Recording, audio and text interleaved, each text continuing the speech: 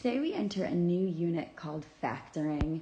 So in the last unit, we worked on multiplying and put numbers together. In this unit, we're going to go backwards and factor out numbers. So in like the third grade, you learned that factors are things that multiply to make that number. So what we're going to do is we're going to write the factors of 4, which are 1 times 4 and 2 times 2. We'll do the same with 12. Factors of 12. I like to start in order with 1, so that way we don't miss any of our factors. So 1 times 12, 2 times 6, 3 times 4. So now the GCF stands for the greatest common factor. So the greatest common factor is the biggest number that they have in common. So the GCF of 4 and 12 is the number 4. So go ahead and try the same thing with number 2. Factors of 18. I'll start you off. It's 1 and 18, 2 times 9, 3 times 6. If you didn't know that, you would go to the calculator, type in 18 divided by 1, 18 divided by 2, 18 divided by 3, and that's what you would get. Try the same thing with 24. Break it down starting with 1. Then circle the biggest number that they have in common.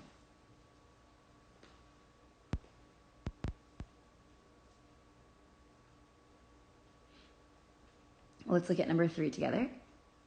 1 times 4, 2 times 2, 1 times 9, 3 times 3. It's not a very big common factor, but their only common factor is a 1.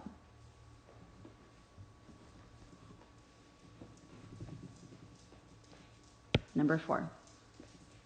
So number 4, we move into x's. So just like we did in the last chapter, I'm going to write out 7 x's. And then I'm going to write out 5 x's. So with variables, our GCF is how many they have in common. So there are at least 5 x's I can take from here, and there are 5 x's that I can take from here. So number 4, correct answer is x raised to the 5th. Number 5, 1 times 3 are the only things to make a 3. X and x make x squared. 1 times 9 makes 9. 3 times 3 makes 9. X, x, x. 3 little x's. The greatest number they have in common is a 3. And they have 2 little x's. 3x squared.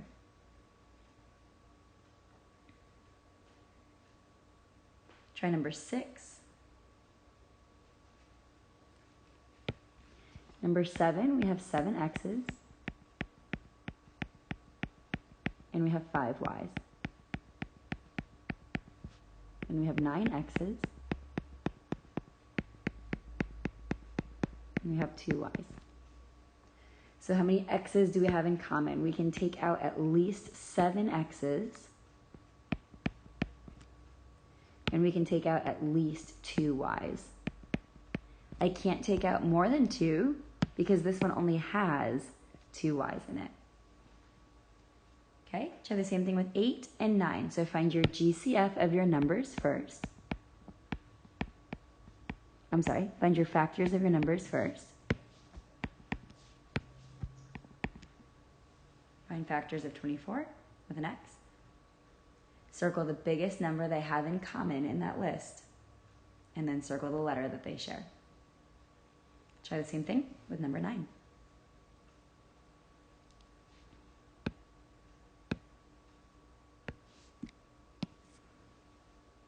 When you're ready, flip to the back page for me, please. Okay, greatest common factor, but this time we're going to factor out the GCF. So what that means is we need to figure out what the greatest common factor is. The way I like to do this is think of it as division. What is the biggest number that I can divide a 10 and a 20 by? If you need to make the chart on the side to help you, you are more than welcome to do so. So 10 is 1 times 10. 2 times 5 with 3 x's. 20 is 1 times 20, 2 times 10, 4 times 5 with 2 x's. So the GCF, the biggest number these guys have in common is 10, and they both have 2 x's that I can remove. So their GCF is 10x squared. 10 was the biggest number that I could divide them by, and I can remove 2 x's. So what it means to factor is that it means you take the GCF and you write it in the front. Then you just divide. 10 divided by 10 is 1.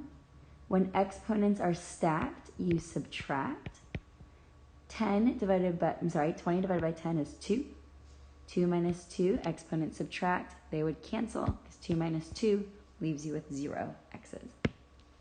The correct answer to number 1 is that I can remove a 10x squared, and my leftovers are 1x plus 2. This is the opposite of last time.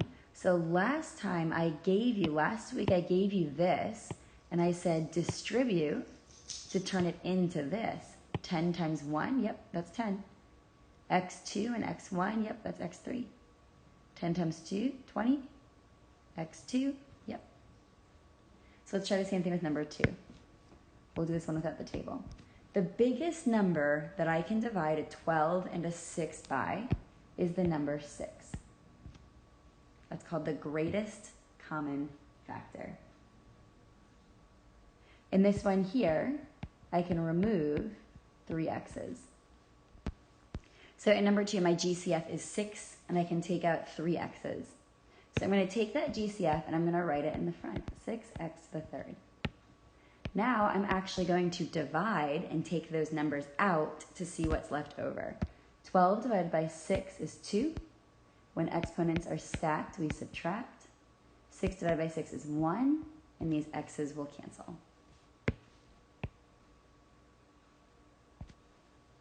Okay, try number 3. Very easy. Number 4, 5, and 6, same thing. What is the biggest number that you can divide those terms by? This will have a minus sign in them. Very easy. And then divide. Once you get through 7 through 9, don't worry about the negatives. We're going to talk all about negatives tomorrow.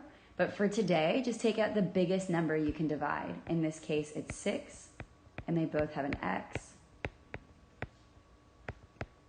Negative 5x plus 2.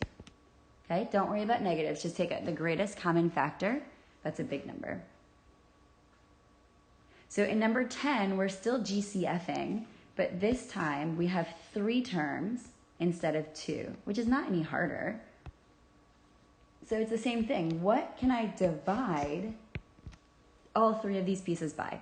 The biggest number that's divisible by all of them is the number 4. I cannot take out an x. This has x's, this has an x, but this one, there's no x, so I cannot remove an x. So the GCF is just the number 4. 12 divided by 4 is 3. There's an x squared left. 20 divided by 4 is 5. It still has an x. 8 divided by 4 is 2. So my GCF is the biggest number that I can take out of each of those terms. Biggest number that I can take out. If they don't all have an x, I cannot remove an x from those terms. Okay, go ahead and try number 11 and number 12.